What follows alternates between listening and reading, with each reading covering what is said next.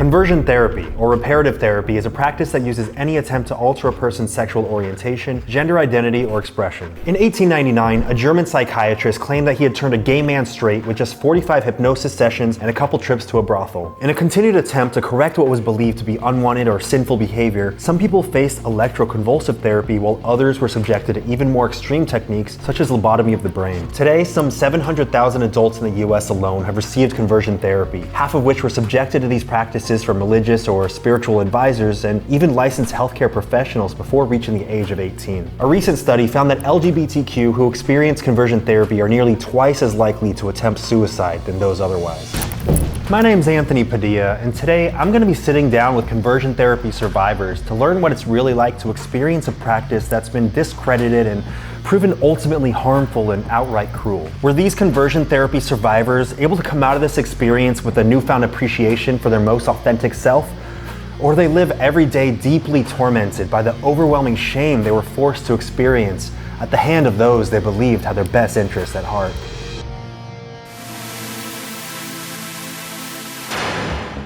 Hello, Matthew. Hey, Anthony. It's Aaron. Hey there. Peter. Hi, Anthony. How are you? Thank you so much for coming on here and teaching me about the world of surviving conversion therapy. Absolutely a pleasure to be here. What do you consider yourself? A conversion therapy survivor? Someone who's been shamed for their authentic identity? It's pretty hard to find the right words for it, and conversion therapy survivor is the word that fits best. Conversion therapy survivor, and I like to include that I'm an advocate to fight conversion therapy now. As a survivor of conversion therapy, and as somebody who didn't experience it in many of the traditional forms. Can you explain what conversion therapy is in general? Anyone, it could be a therapist, a pastor, a life coach, or a friend who tries to change your sexual orientation, gender identity, or gender expression. I mean, I didn't call it conversion therapy. There's a lot of terms out there. A lot of these therapists don't say, hey, come over here, we're doing conversion therapy. The name is misleading in and of itself. It's not therapy. You can say it's torture, you can say it's abuse. I mean, you're really destroying people's lives. Historically, yeah, you hear about electric shock therapy and other really aggressive forms of aversion therapy. There's less of that today. Most of it is talk therapy, and no one should think that's any less damaging.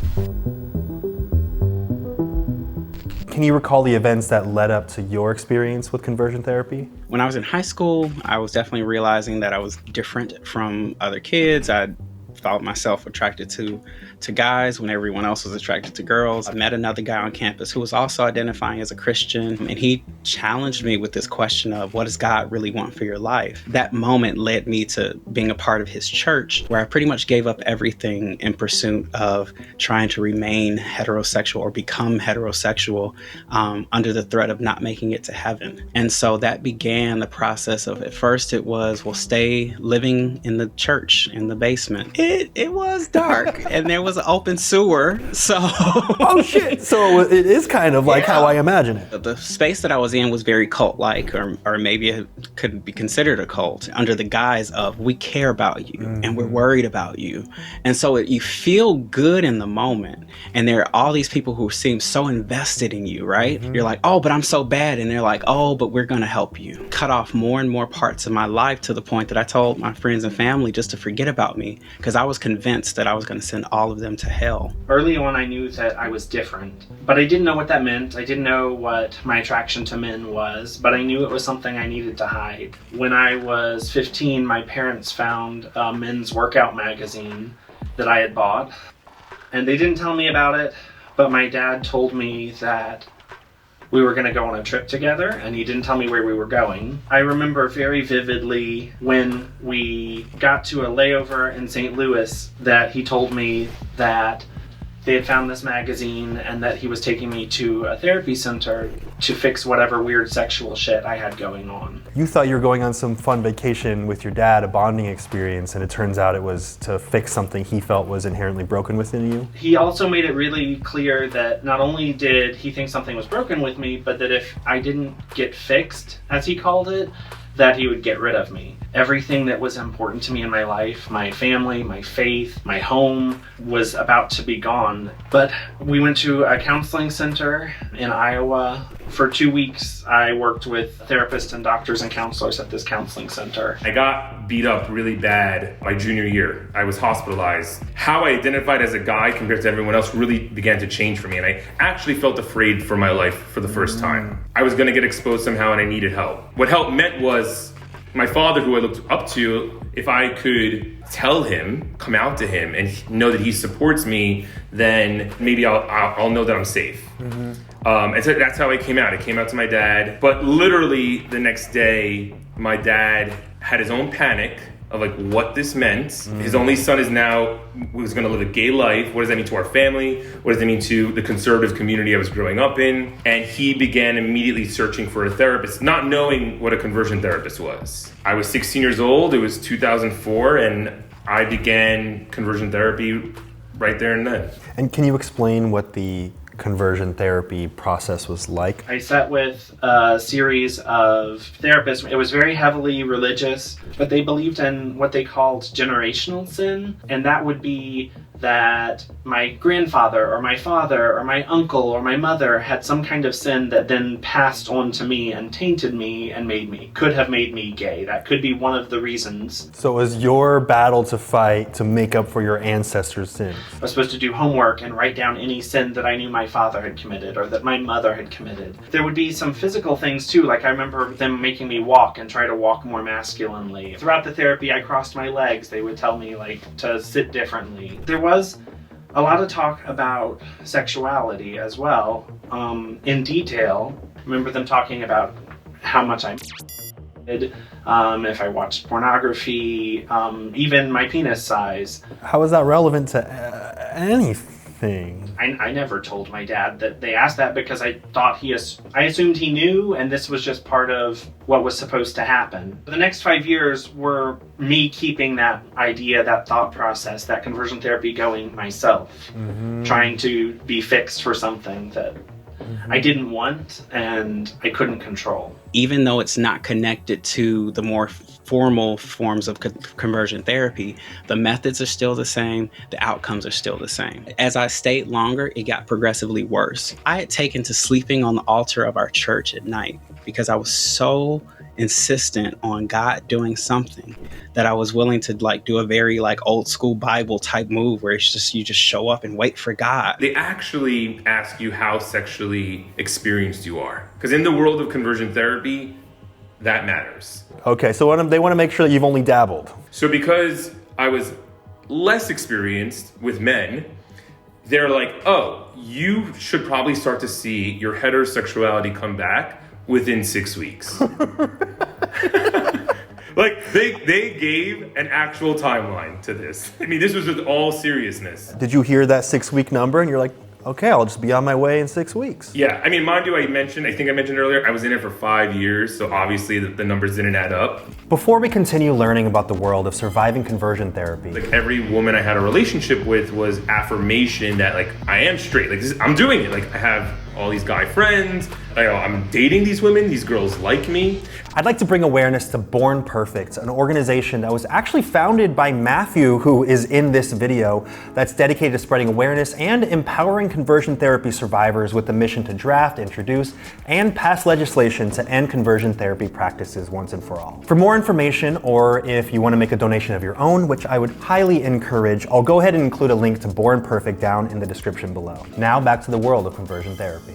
Were there any big moments during your stay there that made you kind of second guess, is this right? Should I be doing this? So they saw that okay, your dynamics with your family is a big part of why you're gay. And how to correct that is we wanted me to spend as much time as possible with the males peers in my life. So whether the boys at school, father figure, my uncles, or maybe other male cousins. Meanwhile, I was not allowed to talk to females at all. The reason they said that was we don't want you to pick up effeminate behavior. Doesn't that kind of seem like it would perpetuate those feelings of having you only be surrounded by those in which you were attracted to? Yeah, I mean, that's how I met my first boyfriend, but because they included all women, I wasn't allowed to talk to my mom and my two sisters for the first 3 years of my conversion therapy. I would wake up in the morning, mom would make me breakfast, I'd walk downstairs, eat breakfast, and I would walk right out the door and not say a word to her. Would you even like look at her or acknowledge her existence? I try not to, because at that point I was following my father's lead. I believed in the therapist. I was so passionate that like I'll succeed. I will actually get through this. I will actually get attracted to women. I will live a straight life. It's gonna work. When things didn't seem to be changing,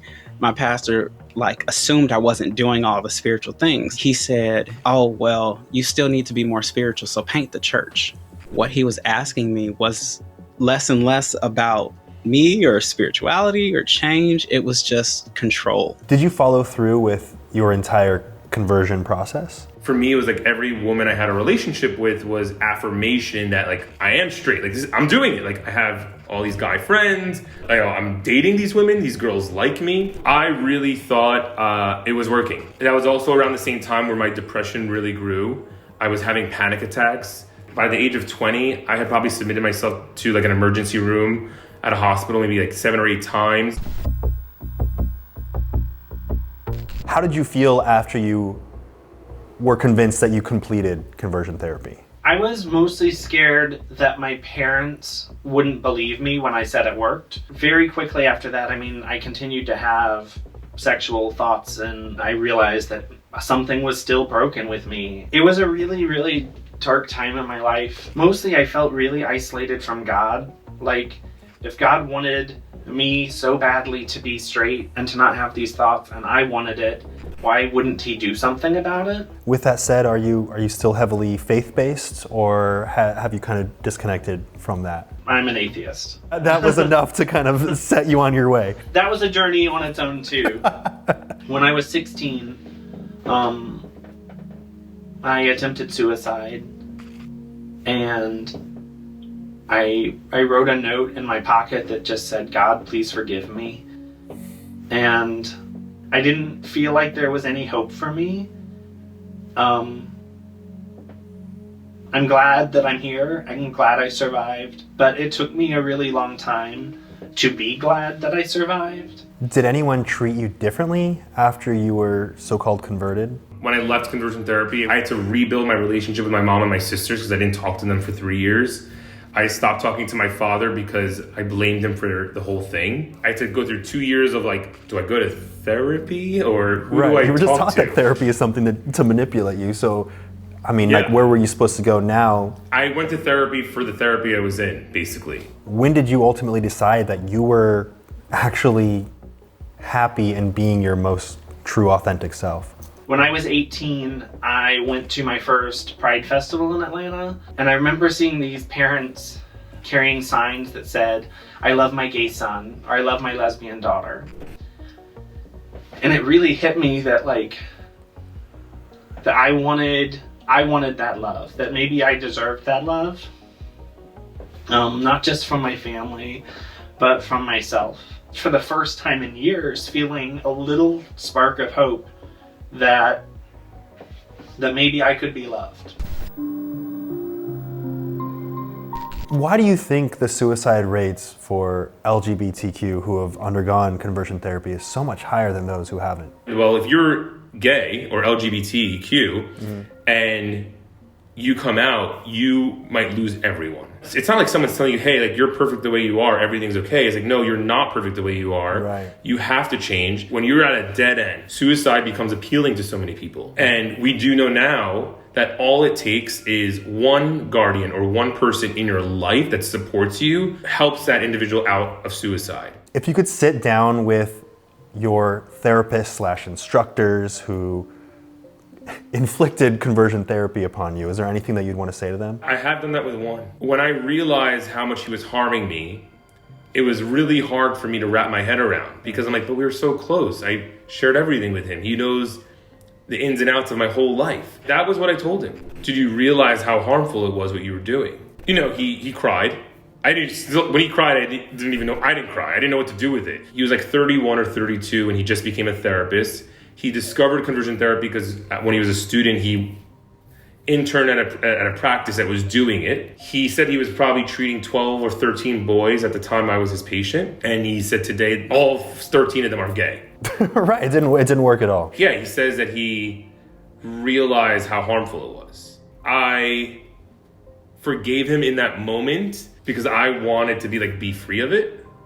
Not saying he deserves a pass, but yeah, I think all conversion therapists, including my own and the others that I saw, should be held accountable. I don't think I would sit down with them. Have any of them reached out to you to apologize or how to change a heart or anything? No, none of that. I've thought frequently how the conversion therapy experience has stuck with me all these years, and I bet none of them remember me. They had such a detrimental impact on you, and yet it was just business. How has this whole experience affected your current mental health? When the therapist told me that I sounded too feminine or that I lisped, I still hear recordings of my voice and I hate my own voice. The things that were drilled into me aren't gone completely, but I fight them, and I fight through that. If there's anyone watching who has experienced conversion therapy themselves, is there anything that you'd want to say to them?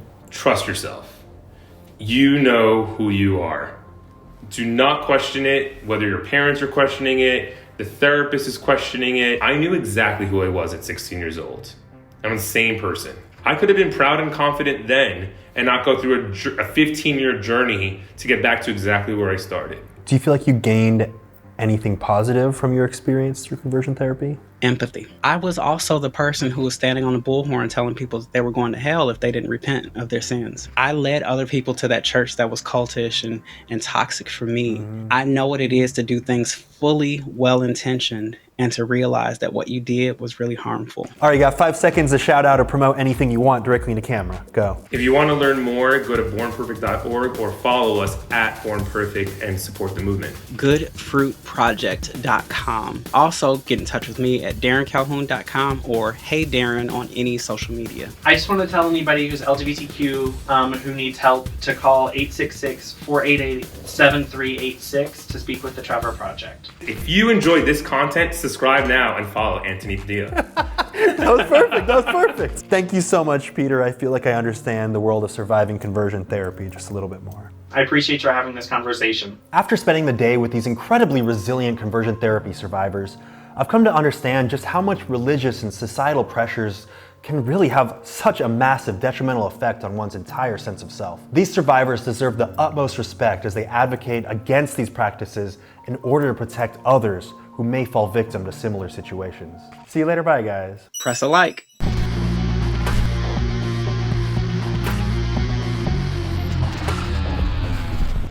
But towards the end, the therapist I was with at the time invited me to go to a conversion therapy camp. And it's 80 gay men. I